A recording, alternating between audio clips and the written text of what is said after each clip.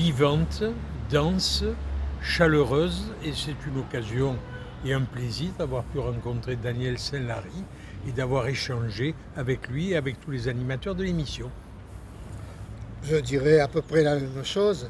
Je suis ravi de connaître Michel parce qu'il a évoqué des choses qui me sont proches, qui m'ont beaucoup touché. Et puis c'était l'occasion de rencontrer toute cette équipe très professionnelle, bien que se disant non professionnelle. Merci. La traditionnelle question, Alain. D'abord, on dit bonjour. Bonjour, monsieur Moula. Bonjour, monsieur Magès. Après, tu peux parler. Bon, alors, est-ce que tu sais lire d'abord Si je te dis, par exemple, là, le ya. Alors, le ya, la, nuit, c'est ça? Oui. D-U, du, cochon. T'as vu, je suis arrivé. Dinde. Ah, dinde. Et là Il n'était pas français alors, il était. Et là, c'est A. A-I et aimer. Aimer. Alors, c'est trop compliqué pour moi. Vielzeuf. Trop compliqué. Mais c'est Michel Boissard qui a écrit ce livre sur un maquisard. Ah, d'accord. Eh bien, écoute, on va les rejoindre. Allez, on y va. Allez, on C'est y va. parti.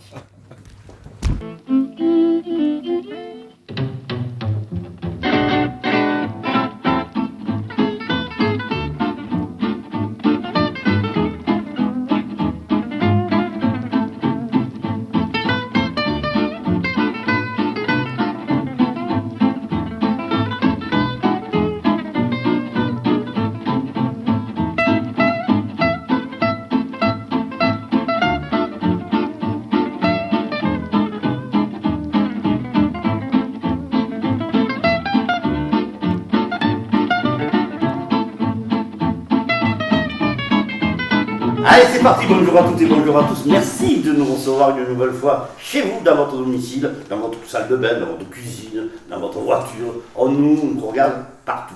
Bien, avant que l'émission ne débute, toute l'équipe de Tête à Tête tient à souhaiter la bienvenue au dernier né de la famille Puech, le petit Lucas. Bravo et félicitations aux parents.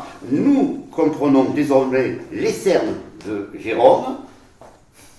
Et c'est tout. Il est né le 31 mars, merci. C'est un nouveau Nîmois, voilà. Un nouveau Nîmois, c'est bien. Heureusement que c'est la maman qui l'allait, comme ça tu peux dormir la nuit. Exactement. Hein? En tout cas, qu'il soit le bienvenu, ce petit Lucas. Merci. Hein? Alors, merci une nouvelle fois de nous recevoir. Monsieur Michel Boissard, nous recevons Michel Boissard et Daniel Saint-Lary. Bonjour à vous deux. Bonjour. Moi, c'est Patrick. Bonjour Patrick. Bonjour Patrick. Alors, soyez. Patrick Magès. Oui, c'est ça. C'est ça. Alors, permettez-moi, avant que l'émission ne débute également, de vous présenter toute l'équipe quand même. Alain Moula, qui nous reçoit ici dans son salon EW à Nîmes, au square de la Couronne, co-animateur. Les Limoiseries de Jérôme Puech, que vous connaissez quand même. Qui ne connaît pas Jérôme Puech? Il y en a beaucoup. France Pélicano, qui est à la communication, à la photo, au développement de l'émission. Merci France, la plus française des Québécoises ou la plus québécoise des Nîmoises, on ne sait plus. Et puis Richard Raveau, qui nous accompagne tous les mardis pour cette émission. Merci à Catherine Verdin-Boissard qui est venue nous rejoindre en spectatrice. Merci. Qu'elle soit la bienvenue également dans l'émission. Tout simplement. Merci. Alors, Alain Moula, on en a parlé. Alors, tout ça, on en a parlé. Je vais voir un petit peu. Alors, l'historien de formation, je parle de Michel Boissard.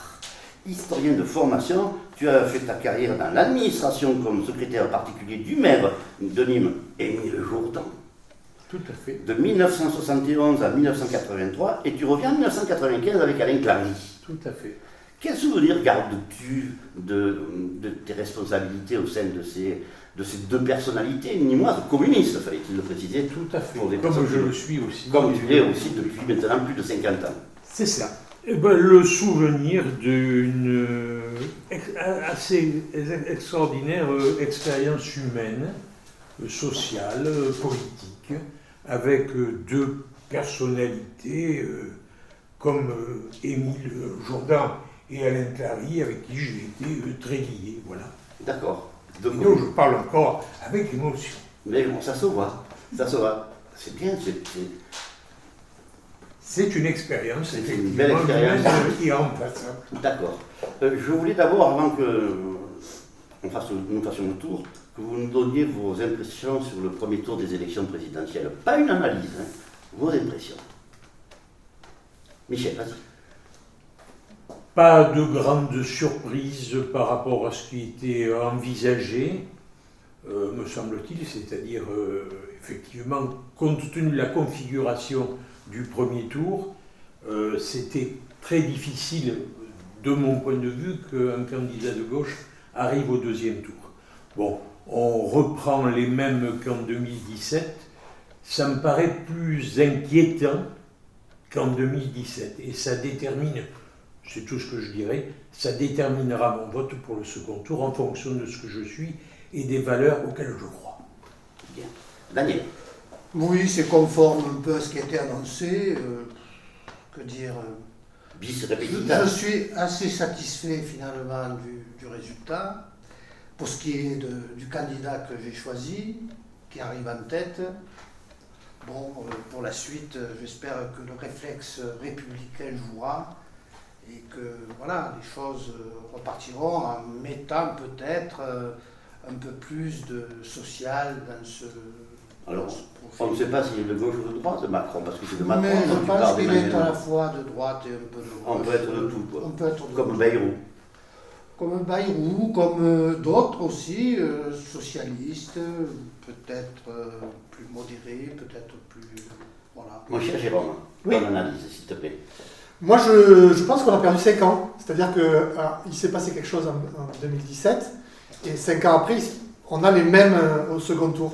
Donc je regrette que la gauche n'ait pas tiré les leçons de ce qui s'était passé en 2017 et qu'elle n'ait pas permis qu'il y ait un candidat qui soit au second tour. Donc c'est 5 ans de perdu pour moi. Ça s'appelle l'union, ça. Oui, c'est ça, le rendez-vous de l'union, du rassemblement, qui est souvent la clé des élections, Mais à gauche, et au ça niveau va pas- présidentiel et au niveau local, eh bien la gauche n'a pas tiré les leçons de ce qui s'est passé en 2017, donc eh bien, pas de candidat au second tour qui représente les valeurs de la gauche. Je peux rebondir. Vas-y, rapidement. Il me semble qu'un Premier ministre de gauche avait dit qu'il y avait des gauches irréconciliables. Oui. Et donc, s'il y a des gauches irréconciliables, c'est difficile de faire l'union. On le voit, on l'a vu. Et quand on a le rapport de force à gauche, quand on additionne les voix de Jean-Luc Mélenchon, du Parti Socialiste, du Parti Communiste, de Jadot, laisser espérer qu'on puisse, en tout cas pour la gauche, être présent au second tour, et qu'on ait un débat qui soit entre un candidat de droite et un candidat de gauche, ça aurait été intéressant. Mais là, voilà, donc 5 ans pour rien. Merci Jérôme. Allez, nous là. Moi, je ferai un constat que M. Macron a bien réussi, c'est de dissoudre les grandes partis. Donc il n'y a plus de gauche, il n'y a plus de droite. Tous les grands partis que j'ai depuis 1974, l'âge où je votais, n'existent plus, pratiquement. Donc ça, c'est bravo, M. Macron ou pas, ça, c'est autre chose. Et deuxièmement, je pense que le vote utile a beaucoup compté dans cette élection, ce qui fait que les autres partis n'ont pas pu avoir les adhérents qu'ils auraient dû, les votes qu'ils auraient dû avoir, parce que les gens ont préféré voter utile en se disant qu'au second tour, ils n'avaient assuré. Voilà. Après, je ne prends pas parti pour personne. Non, tu as raison. Je constate, c'est mon constat. Voilà. D'accord. Et je voudrais rebondir sur, si tu me le permets, Vas-y. sur Émile Jourdain et M. Clary, deux personnes que j'ai beaucoup aimées et beaucoup travaillé avec. Si on devait, je ne veux pas te demander, vous se tutoyer, ça te- Oui, bien sûr. Comme au Parti communiste. Voilà, exactement. C'est la Je voulais fraternité. te demander quelle différence tu fais entre les deux. Alors, je ne te demande pas de critiquer, je te demande de personnalité. Qu'est-ce qu'ils ont apporté de différence tous les deux à la ville, à leur passage ou un truc comme ça. Toi, tu Alors, les as bien connus. Oui, oui, j'ai connu de l'intérieur, effectivement.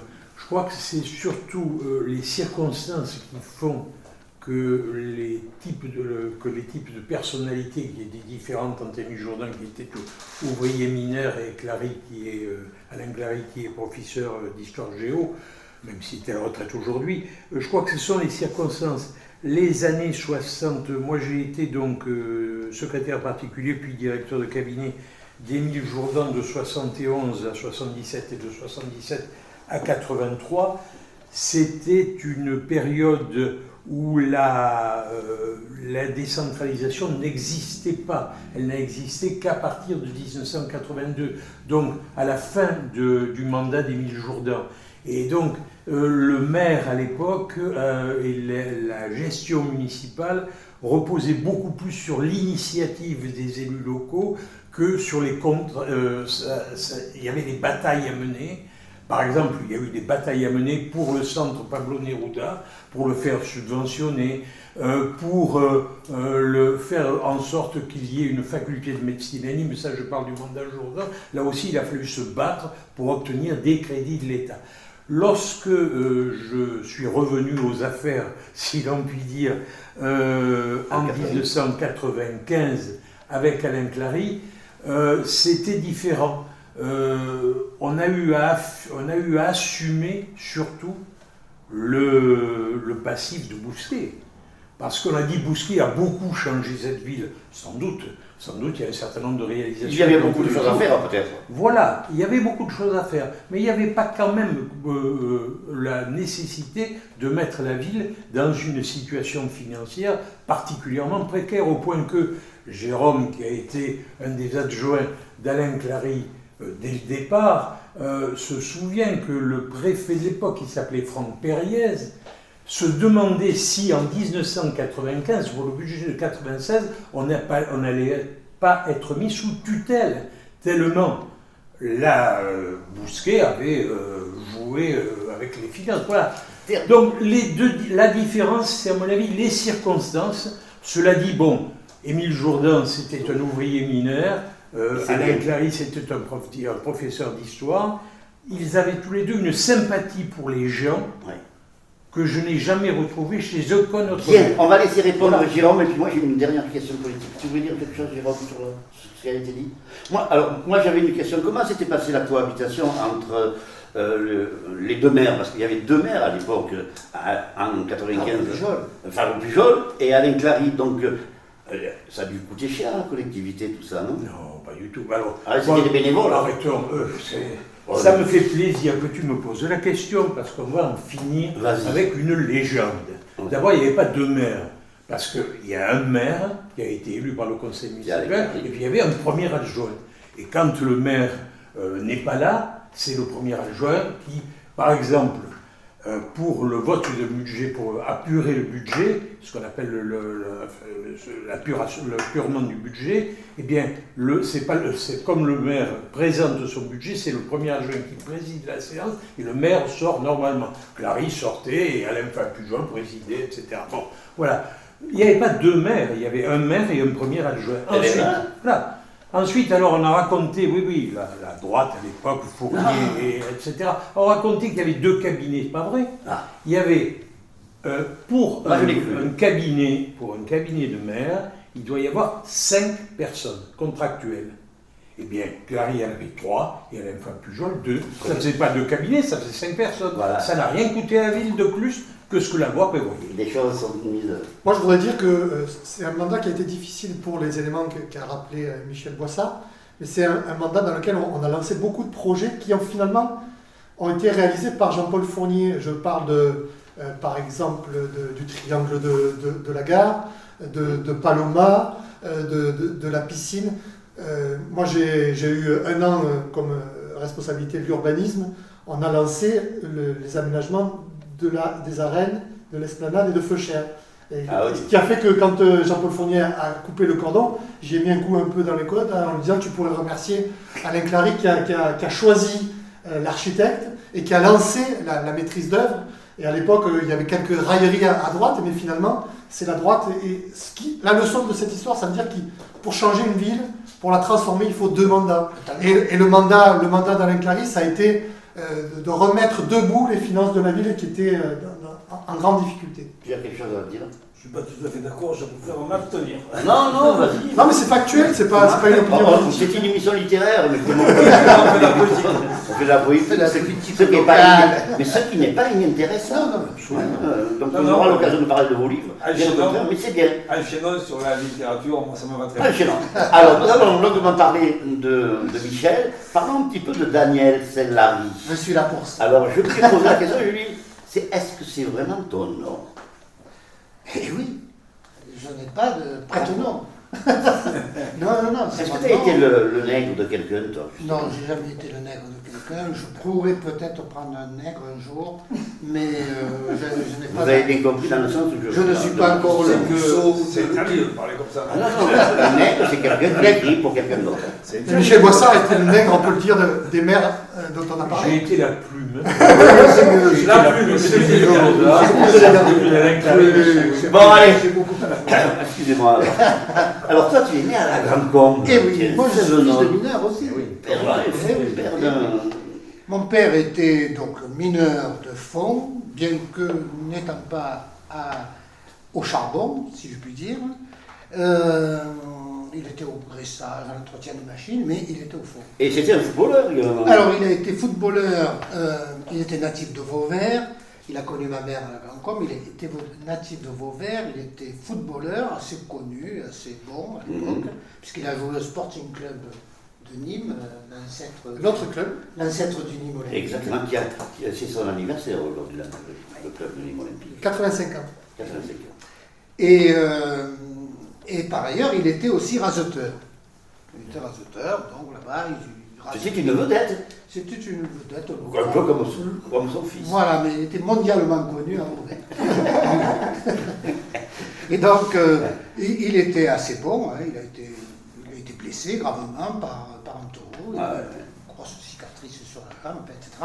Tout ça l'a amené à être mineur à la Grande Combe, parce qu'à l'époque, tu le sais aussi bien que moi, à l'époque, ce qu'on repérait un petit peu dans les clubs, on leur donnait, on les poussait, on les utilisait pour faire un peu l'image. Alors le patron du stade Sainte-Barbe de la Grande Combe, le stade de foot, l'avait fait venir, lui disant, mais écoute, je te trouverai un boulot, mais t'inquiète pas, tu iras quand même pas au travers-banc ou à la table. Il fallait quand même le préserver un petit peu. Il fallait le préserver un petit peu parce qu'il était joueur après à la Grande Combe, il a fini comme entraîneur-joueur. D'accord. Donc, Bien.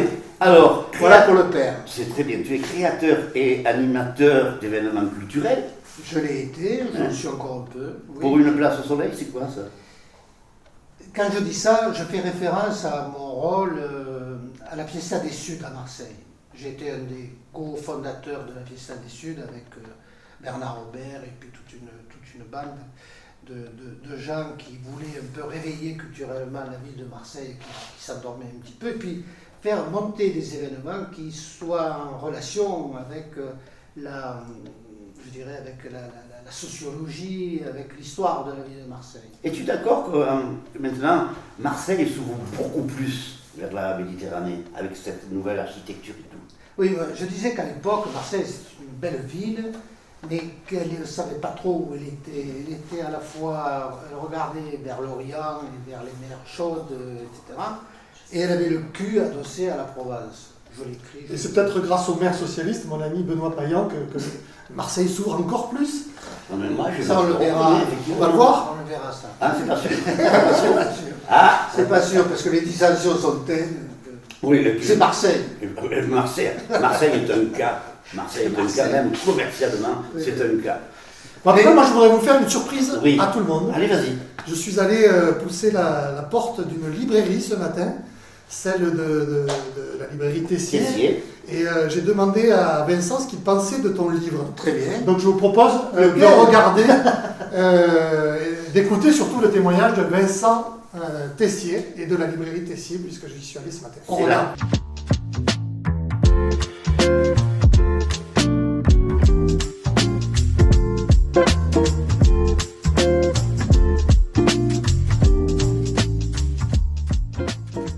Vincent, vous avez lu le livre de Daniel Salary, d'ailleurs on le trouve dans votre librairie. Qu'est-ce que vous en avez pensé?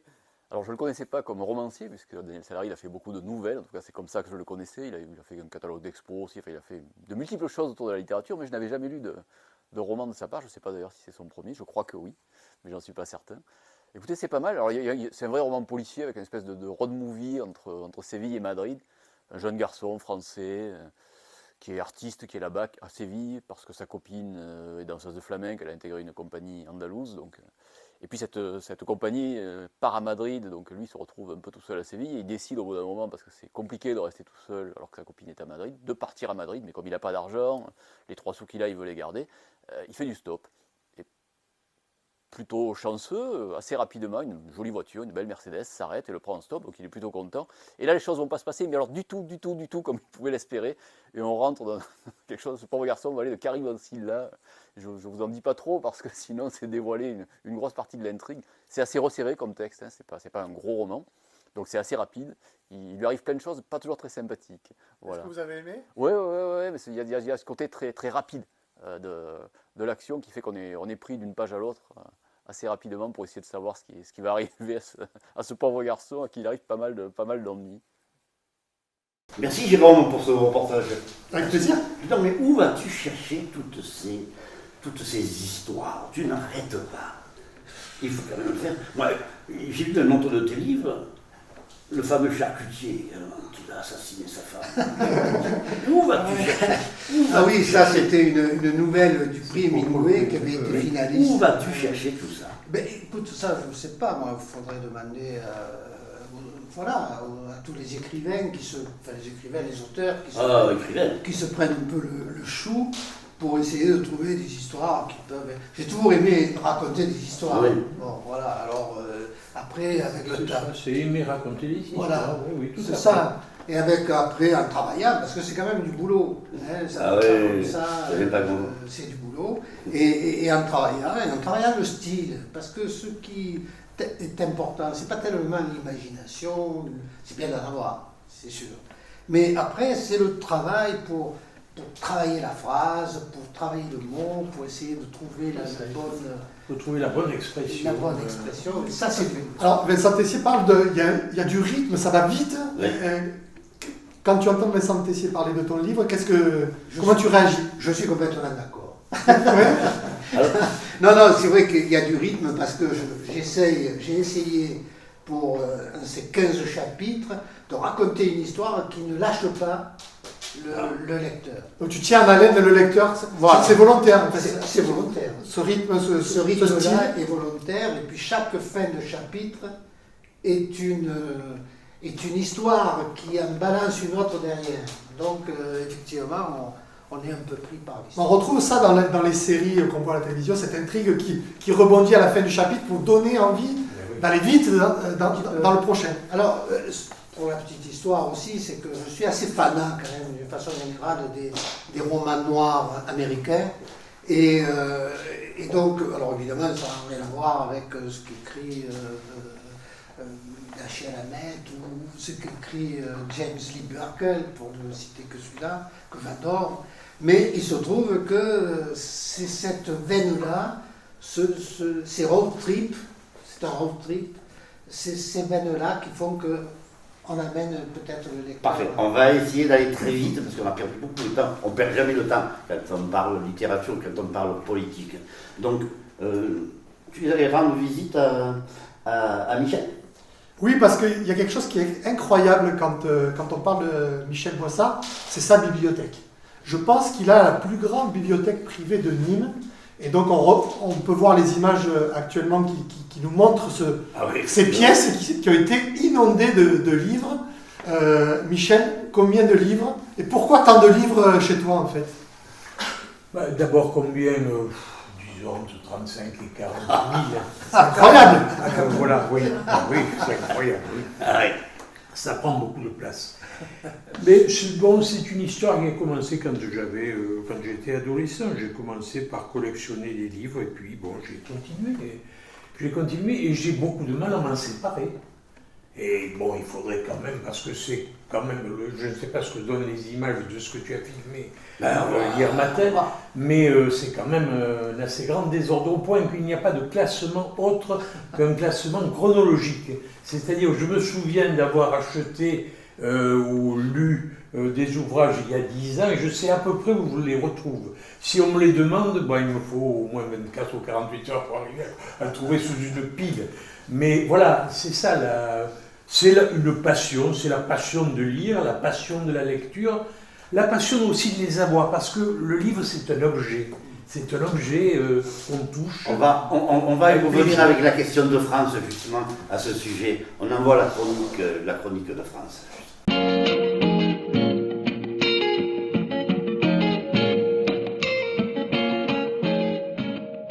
Bonjour France. Bonjour Patrick, bonjour Alain, bonjour messieurs. Alors, ma question, et cette fois-ci je la lis parce que je veux faire sûr de ne pas manquer aucun des mots que j'ai écrits. Alors, je suis inquiète pour la tradition du geste lié à la littérature, des yeux qui piquent par la lecture, du côté sensoriel lié à la texture, au toucher et à l'odeur des livres. Comment faire redécouvrir le bonheur de lire aux plus jeunes, mais pas seulement que de lire pour connaître une histoire, mais de lire et d'avoir ce côté sensoriel qui est plaisant. Qu'est-ce que vous en pensez? oui, Daniel. Allez, bon, vas-y. je me lance. Ce que j'en pense, c'est qu'il faut, pour amener les jeunes gens à lire dans ce monde que nous traversons, qui est un monde de l'image et Numérique. du numérique et du virtuel, du rapide. Je crois que tous les moyens sont bons, y compris les bandes dessinées, y compris des approches plus ludiques pour les amener petit à petit à... Mais ça, pardon, les bandes dessinées, ça a toujours existé, qu'Internet, ça n'existait pas. Par exemple, de notre jeunesse. Bien sûr, mais ce que je veux dire, c'est que pour amener, c'est ça le sens de la question, Oui. c'est amener les jeunes lecteurs à se passionner pour la lecture. Et je crois que tous les chemins sont bons, y compris en passant par ces médias que sont les bandes dessinées, que sont... mais même des livres qui sont en apparence mineurs peuvent jouer ce rôle-là. Je vois ma petite fille, par exemple, qui a 10 ans, elle s'intéresse depuis peu à la poésie. Eh bien, elle y arrive en s'y jetant, en écrivant des petits poèmes elle-même, et il faut encourager Très bien. ces talents-là. Merci Daniel. Je voulais te poser une question, Alain.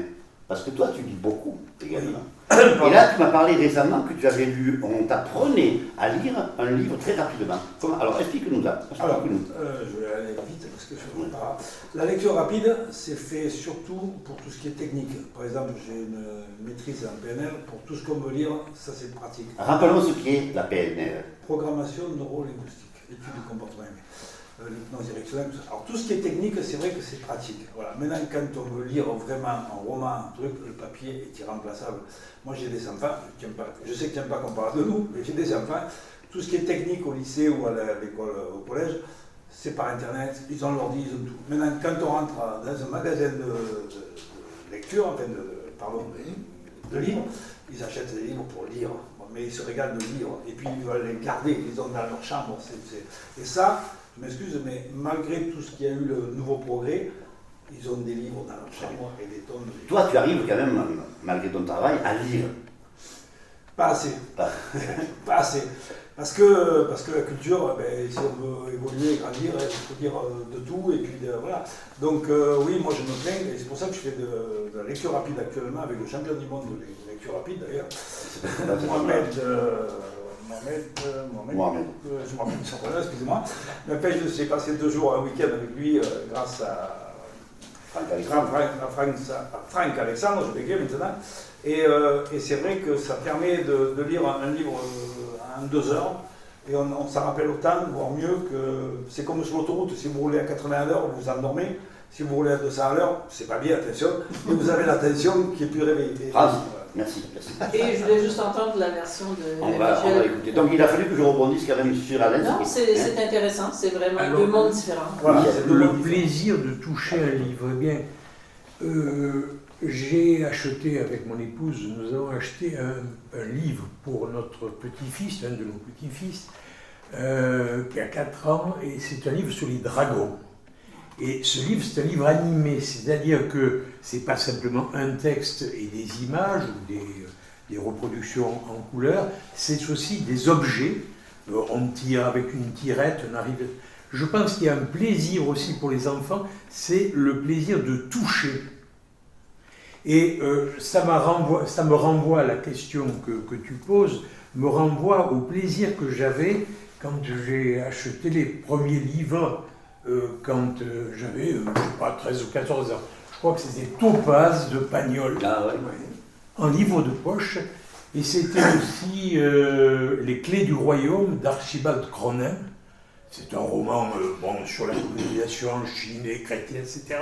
Mais le plaisir de toucher, je les ai encore d'ailleurs ces livres, c'est le plaisir de toucher les livres, de voir les caractères imprimés, même si ça vieillit les livres de poche, et l'encre disparaît sur les pages blanches, mais il y a quand même un plaisir à les retrouver. Alors on pourrait dire que si on met un livre dans les mains tout à fait, ah oui, l'odeur, oui, tout à fait. L'odeur. On peut dire que si on met un livre dans les mains d'un enfant, c'est le premier geste. Oui, tout à fait. Merci France. Merci beaucoup. Merci. Moi, je voudrais dire que finalement, c'est peut-être une idée qui pourrait soulager ta femme, Catherine. Plutôt que d'avoir 2 pièces de livres, 40 000 livres, ça pourrait tenir là-dedans, finalement. Sans doute. Hein, et qu'aujourd'hui, finalement, la génération qui arrive, c'est une génération index qui fait comme ça, là, hein, et qui a tendance à tourner des pages avec l'index, mais sur des tablettes Et numériques. une fois de plus, je ne suis pas d'accord avec toi, parce que moi, les enfants ont tous des livres et ils tiennent de leurs livres. Je veux les virer de la chambre parce qu'il n'y a plus de place. Mais ils tiennent, et pourtant, c'est la génération. Laisse-les tranquilles, ces enfants. J'espère que le petit Lucas sera... Bravo. Bien, revenons-en un petit peu à Aimé Vieilles-Oeufs. S'il te plaît. On peut.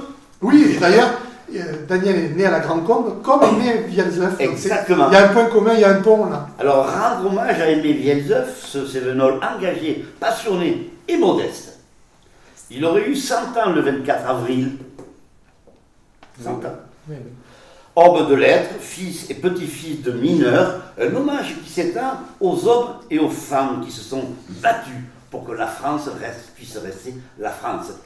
Il faut rendre hommage à tous ces gens-là. Tout à fait. Et c'est ce que tu as essayé, à travers ce livre, de nous raconter. Explique-nous un petit peu, s'il te plaît. Alors, d'abord, première chose, oui, un hommage. Il n'y avait pas, à l'exception d'un de ses compagnons de la Résistance qui s'appelait Mazier, il n'y avait pas de biographie d'Aimé Vieilles-Oeufs. Et je pense que c'est une lacune qu'il fallait corriger pour 2 raisons. D'abord parce que tous ceux qui ont connu Aimé Vieilles-Oeufs, il a été enseignant à Nîmes au Collège du Mont-du-Plan, puis à Feuchères, après avoir été instituteur du côté de Castanet. Tous ceux qui l'ont connu en ont gardé un souvenir, plusieurs me l'ont dit au moment de signature et de la présentation de l'ouvrage, un souvenir ému et attachant d'un personnage extrêmement attachant. Donc, il était normal que Aimé Vieilles-Oeufs ait une biographie parce que c'était quelqu'un qui a voué l'essentiel de sa vie à raconter, à rassembler les témoignages, plus exactement, à les mettre en forme et à raconter l'histoire de ces années terribles de 1939 à 1945 qu'on a appelé les années noires. On va y revenir. Toi, tu l'as eu en tant qu'instituteur, alors, professeur. Plus extraordinaire encore, c'est que c'était un copain d'enfance de ma mère. Ça, c'est... Mémé, Ah, oui. comme on l'appelait Mémé. Et je l'ai eu comme prof en 6e, en 4e. J'ai le souvenir d'un type effectivement très à cheval sur les apprentissages. Il avait bien raison. Il avait bien raison. Moi, je me souviens de m'être fait tirer les cheveux comme ça aux tempes et en me soulevant. On ne peut plus le faire, ça. Ça, on ne le ferait plus aujourd'hui, bien sûr. Sinon, les parents porteraient plainte pour maltraitance. Mais à l'époque, si j'avais dit ça à mon père ou à ma mère, que je me faisais tirer les cheveux, je n'ose pas imaginer ce qui me serait arrivé. Donc, le souvenir que j'en ai, c'est vraiment quelqu'un de très sévère, mais de très juste. Michel, comment as-tu rencontré, comment as-tu connu, toi, Aimé Vieilles-Oeufs? Alors, j'ai connu Aimé Vieilles-Oeufs parce que j'ai fait des études d'histoire et je me suis en particulier attaché à la période de la montée du fascisme en Europe, c'est-à-dire les années 30, puis les années qui ont suivi la Deuxième Guerre mondiale. Et l'un de mes enseignants à l'université Paul Valéry à Montpellier, qui était historien aussi, qui s'appelait Roger Bourderon, était en liaison permanente avec Aimé Vielzeuf au sein de ce qu'on a appelé le comité d'histoire de la Seconde Guerre mondiale. Et Aimé Vielzeuf a été pendant de longues années, je crois presque 10 ans, le correspondant gardois du comité d'histoire de la Seconde Guerre mondiale qui avait été institué par le gouvernement. Je crois que c'était un gouvernement de centriste d'ailleurs. Le président du conseil s'appelait à l'époque René Pleven, et ils avaient institué un comité d'histoire de la Seconde Guerre mondiale pour ramasser l'ensemble des témoignages, tout ce qui pouvait avoir les objets comme les écrits sur la période de 39-45. Donc, Aimé Vielzeuf, je l'ai connu à partir de mes études d'histoire, et puis ensuite je l'ai connu parce que Aimé Vielzeuf a été en lien, il était ami avec Émile Jourdan, le maire de Nîmes, au service duquel j'ai été. Et donc j'ai rencontré Aimé Vielzeuf à la fois en faisant mes études d'histoire et puis ensuite sur le plan politique. Enfin, bon, bien sûr, non, mais voilà. Aimé Vielzeuf est d'origine socialiste.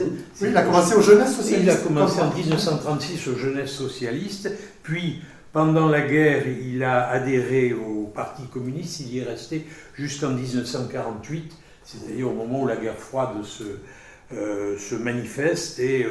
Mais il a toujours été très fidèle à l'union de la gauche, au point d'être le 55e de la liste de Alain Clary et Alain Favre-Pujol en 1995. C'est-à-dire qu'il n'aurait pas été élu, mais symboliquement, il a fermé la marche des 55 candidats. Donc c'était un homme de gauche. Bon, c'est un fils de mineur, petit-fils de mineur, né aux Salles du Gardon, mais il est à la Grande Pompe parce que ils ont franchi, il y a très peu de voilà. Il y a un pont.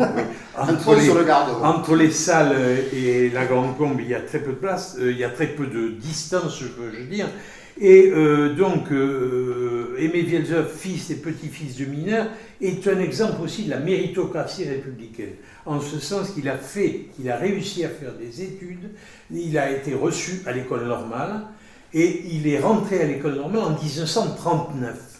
En 1939, c'est la période où va se déclencher la guerre en août 1939, et il aura cette particularité, c'est qu'au lieu d'être à la route d'Uzès, eh bien, il va être au lycée d'Audet, parce que là, l'école normale sera transférée au lycée qu'on appellera plus tard le lycée d'Audet, puis il s'appelle à l'époque le lycée national de garçons. Il va faire donc ses 3 ans à l'école normale, et il sera reçu effectivement au brevet supérieur, parce que ce n'était pas le bac, et il va être nommé, du côté de Valorogue. Il sera instituteur du côté de Valorogue. Mais il va être... Notre-Dame de la Rouvière. C'est ça, exactement. Il s'appelle aujourd'hui Val-des-Gouages, je crois, parce que ça a été fusionné avec Valorogue. Est-ce que tu peux nous dire quel était le résistant Aimé Vielzeuf? Quel rôle, en 2 phrases, il a joué? Il a joué un rôle central en tant que résistant. Alors, Aimé Vielzeuf est devenu résistant, mais il est devenu résistant. D'abord, il est né en 1922. Donc, lorsqu'on arrive à la guerre, il a 19 ans, enfin 20 ans. Donc, 22-40, ça fait 18 ans, 20 ans. Il fait ses études, et puis il est requis pour les chantiers de jeunesse. Il n'y avait pas de service militaire, puisque l'occupant interdit, les conventions d'armistice interdisent l'existence d'une armée. Donc il est pris au chantier de jeunesse, c'est une sorte de... Et non pas les STO, comme on dit. Non, mais après il va au STO en Autriche. Après, il va au STO. Il va au STO comme beaucoup de jeunes. Il a tenté d'échapper au STO, comme beaucoup de jeunes qui ont tenté de passer en Espagne ou de rejoindre le Mali. Il n'a pas réussi. Il est au STO, donc après les chantiers de jeunesse, jusqu'en 1944, ou au début 1944, à la faveur d'une astuce familiale, il réussit à quitter l'Autriche, puisqu'il sera à STO à Vienne. Il réussit à quitter l'Autriche et il revient dans sa famille à la Grande Combe, et c'est là où il va choisir, sur l'instigation de son épouse, donc, parce qu'on parle beaucoup d'Aimé Vielzeuf, Il faut beaucoup parler aussi d'André Vielzeuf, André Pourret. Quel rôle elle avait ou pas? C'est elle qui l'a sans doute éveillé à l'idée de la résistance. Il était un homme engagé politiquement, puisqu'il était aux jeunesses socialistes, il avait soutenu l'Espagne républicaine, etc. Il a distribué des tracts à Montpellier quand il faisait ses études à l'Institut de formation des maîtres, etc. Mais je pense que c'est elle qui l'a incité à prendre contact avec l'organisation de résistance de l'armée, l'ORA, qui avait un camp du côté de Bagnols-sur-Cèze et un camp du côté de Lucens, dans le département du Gard. Et c'est à partir de là qu'il a eu contact avec les résistants. Et il se trouve que la résistance est, comme le disait Malraux, un désordre de courage à un moment donné. Et les différentes organisations de résistance vont fusionner entre elles, les maquis vont fusionner entre elles, et lui va faire partie du fameux maquis de Champ-d'Aumergue, un maquis franc-tireur et partisan. Alors vous savez qu'il y a les gaullistes, les socialistes, les communistes, les démocrates chrétiens, il y a tous ceux qui ont toujours refusé, effectivement, sauf la famille Le Pen bien sûr, qui ont toujours refusé l'occupation des nazis. Et donc, Vielzeuf va faire partie, bizarrement lui qui est plutôt socialiste, il va faire partie d'un maquis franc-tireur et partisan à Champ-d'Aumergue, c'est-à-dire en Lozère du côté de Saint-Frézal de Ventalon.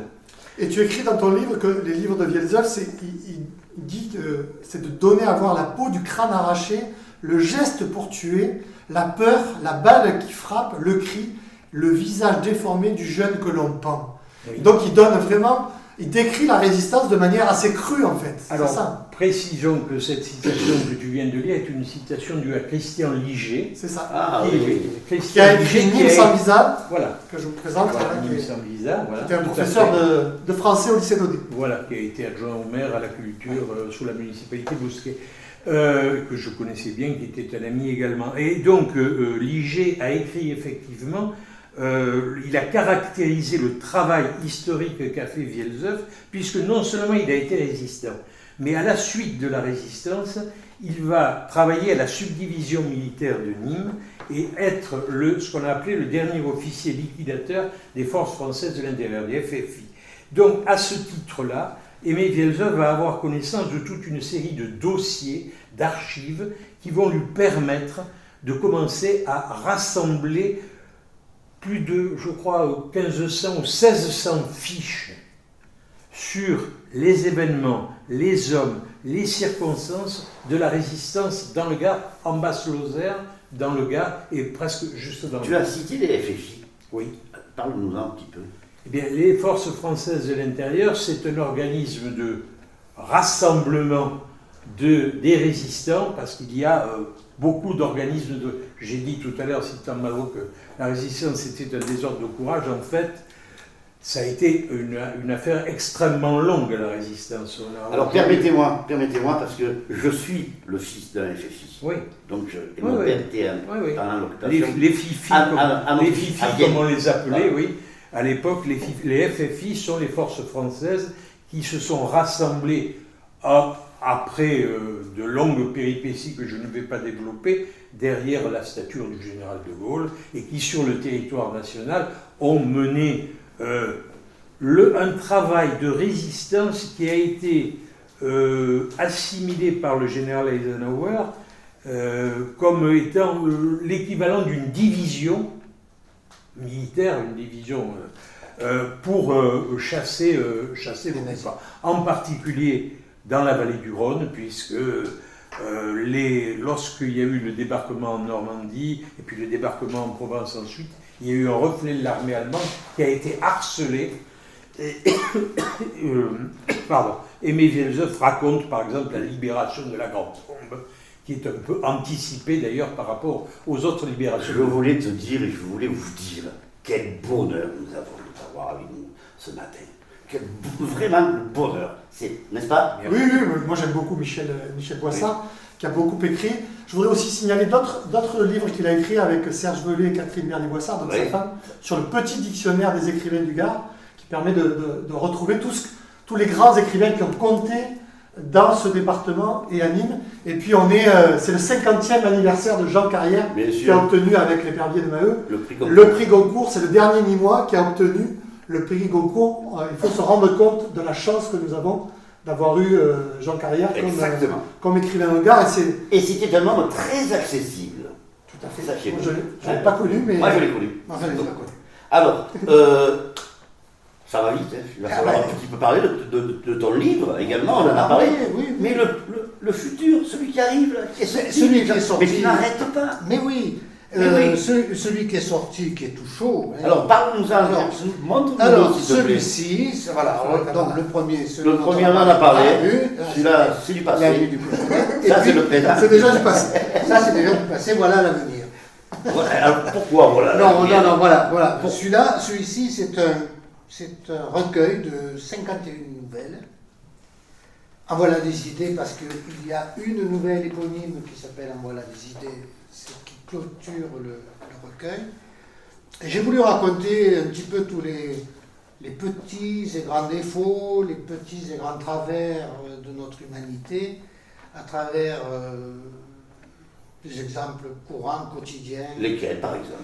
Les problèmes de couple, les problèmes de violence faites aux enfants, Les violences faites aux femmes. les violences faites aux femmes aussi, évidemment. Et je raconte ça à partir, évidemment, de choses complètement imaginaires. C'est ton imagination. Oui, mais De choses concrètes. les faits divers dont nous sommes abreuvés sont aussi une mine, si je puis dire, de renseignements pour pouvoir ensuite essayer d'aller croquer. En fait, ce sont des croquis. Hein. Ce sont des nouvelles très courtes et ce sont des croquis en une page ou deux, très rapides, très... Voilà. D'accord. Et donc, c'est... Où c'est qu'on le trouve, ton livre? Voilà. je le trouve dans toutes les Dans bonnes toutes librairies. les bonnes librairies. Donc, ici. Donc, Tessier. Tessier, pour ne pas le Tessier. donner. Tout à fait. Je vais lui rendre... Je voulais vous poser la question, lorsque vous écrivez un roman, est-ce que vous êtes influencé par un auteur? Quel serait l'auteur qui pourrait vous influencer? Giono. Ah, bien, Jean Genot. C'est bien, c'est bien. C'est bien. J'ai beaucoup aimé Giono, mais en le réévaluant aujourd'hui, je pense que c'est même un beaucoup plus grand écrivain que l'écrivain simplement de la Provence. C'est-à-dire qu'il faut l'apprécier à sa juste valeur, il faut Voilà, prendre c'est du beaucoup recul. plus... avec le recul, Giono m'apparaît comme un des meilleurs créateurs. C'est un équivalent, à mon avis, de Faulkner. D'ailleurs, c'était l'opinion de Jean Carrière, qui avait été un des collaborateurs de Giono, puisqu'il a vécu à Manosque, près de Giono, pendant un certain nombre d'années. Quel sera le prochain livre ou ouvrage que tu vas sortir? Eh bien, je ne vais pas sortir, c'est Catherine qui va, Catherine, avec ton un collègue, épouse. voilà, mon Oui. épouse, avec un collègue universitaire, écrit en ce moment, ou dirige la rédaction d'un dictionnaire familier de l'Occitanie, c'est-à-dire l'Occitanie sur le plan économique, social, culturel, des personnalités, des artistes. Elle pourra venir quand elle voudra venir Voilà. en parler ici. Et donc je collabore à cet ouvrage Parfait. qui a plusieurs 150 entrées, je crois qu'il y aura au total, D'accord. mais avec beaucoup de collaborateurs extérieurs. Toi, tu lis beaucoup, Jérôme. Non, Parle-nous de... pas assez, parce que je lis beaucoup la presse, mais j'aimerais lire plus, mais je manque de temps. Mais je voulais vous parler d'un livre qui a été écrit par un Nîmois qui s'appelle La Nuit des chasseurs, Baptiste Manzimelli. Il a été journaliste à Objectif Gare il y a quelques années, et il s'est saisi d'une affaire que vous connaissez peut-être, qui s'appelle l'affaire Epstein. C'est un milliardaire américain qui est connu pour avoir fait venir des filles mineures, des mannequins. Et donc, Baptiste a enquêté sur la filière française, puisque Jean-Luc Brunel était un Français qui amenait des filles à ce milliardaire qui s'est tué, qui s'est pendu en prison aux États-Unis. Jean-Luc Brunel s'est aussi tué, lui, en prison. Il reste que l'épouse d'Epstein, qui est une fille qui s'appelle Maxwell, Ghislaine Maxwell, qui est en prison aux États-Unis, qui devra répondre de ses agissements, puisqu'elle a amené avec ce Français des mannequins. Et donc, Baptiste raconte dans ce livre, La Nuit des chasseurs, comment on procède pour amener des filles à un milliardaire qui était assoiffé de sexe. Donc c'est dans un contexte de l'affaire de société, puisque l'affaire MeToo a révélé pas mal de choses. Il y a beaucoup de... Voilà. Il y en a pas mal qui se passent. Donc je vous conseille Parfait. la lecture de La Nuit des chasseurs, qui a été écrite par un jeune Nîmois et qui est tout à fait intéressant et saisissant. Tu as tout à fait raison. Tu voulais rebondir tout à l'heure? Oui, je voulais simplement pour répondre à ta question sur les écrivains que nous aimions, Oui. que nous aimons, pour être contemporain, celui qui me fascine, c'est Houellebecq. Ah, Houellebecq. Ah ben, Voilà. pourtant, il est décrié, cet homme-là. Il est décrié comme beaucoup d'écrivains de talent, de génie ont été décriés. Je ne veux pas faire de remonter dans l'histoire, il y en a eu. Mais celui-ci, moi je trouve qu'il a un regard, une acuité sur les travers de notre société et sur sa façon de le dire, avec un rythme incroyable, des phrases qui sont très longues et puis qui coupent, dont le rythme s'arrête subitement pour dire un flash incroyable. J'adore. Dis donc, tu faisais quoi à Marseille, toi? Tu étais révolutionnaire à un moment donné? Oui, non, ça, Ah, bah, je l'ai vu, ça, quand même. C'est parce que mon père était communiste et stalinien, peut-être plus stalinien que Staline. Et j'adorais mon père, je l'aime toujours. Mais et donc une sorte voilà, le refus de l'autorité du père m'a amené à devenir libertaire. Tu as tué le père. J'ai tué le père, mais je l'ai fait ressusciter comme un Tu as été fois. haut fonctionnaire, comme tu as été. Oui, enfin, j'étais cadre directeur de direction du ministère des Finances et j'étais directeur de la concurrence, de la consommation et de la répression des fraudes. Parfait.